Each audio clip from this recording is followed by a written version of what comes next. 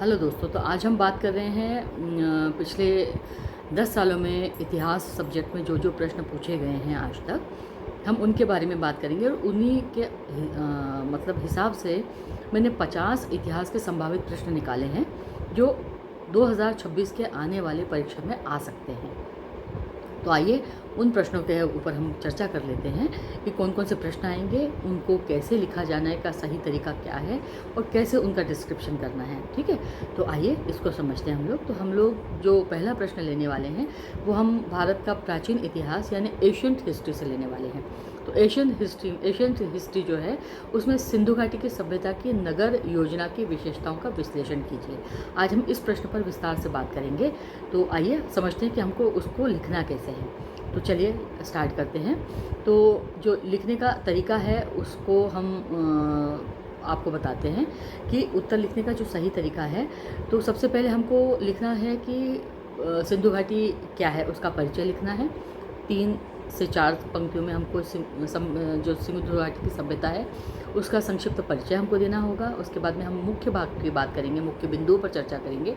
उसमें नगर नियोजन की जो विशेषताएं थी उसके बारे में बात करेंगे और फिर हम लोग निष्कर्ष लिखेंगे, वो भी 3 से 4 पंक्तियों में होगा।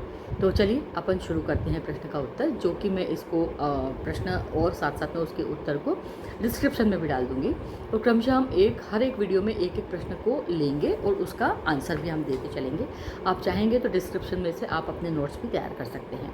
तो चलिए हम आज जिस प्रश्न की बात कर रहे हैं वो हम सिंधु घाटी के जो सभ्यता थी उसके बारे में बात कर रहे हैं।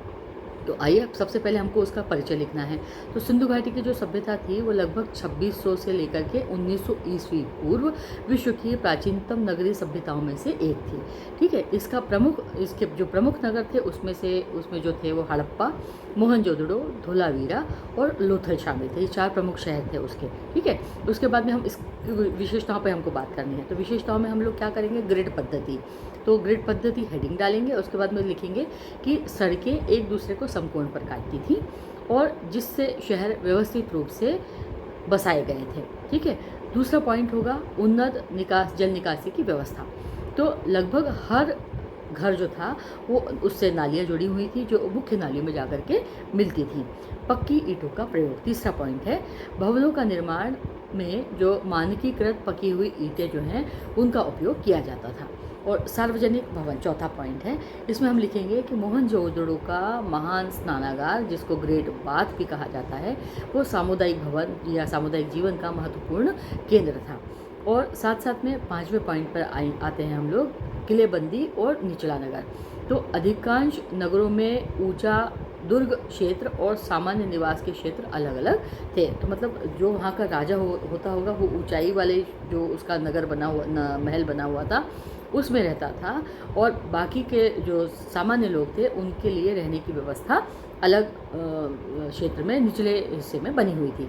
अब इससे निष्कर्ष क्या निकलता है, तो निष्कर्ष ये निकलता है कि इन विशेषताओं से ये स्पष्ट होता है कि सिंधु घाटी की जो सभ्यता थी उसमें नगर नियोजन अत्यंत उन्नत और वैज्ञानिक थी, जो उस समय के अन्य सभ्यताओं की तुलना में काफ़ी विकसित मानी जाती है।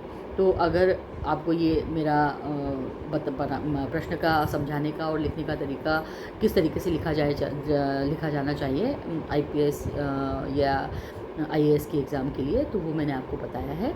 अगर आप इसको अडॉप्ट करके अगर एग्ज़ाम में इसी तरीके से लिखते हैं तो आपको उसका बेनिफिट मिल सकता है। तो हम अगले वीडियो में इसके अगले जो प्रश्न हैं उसके ऊपर हम डिटेल से डिस्कशन करेंगे। Thank you.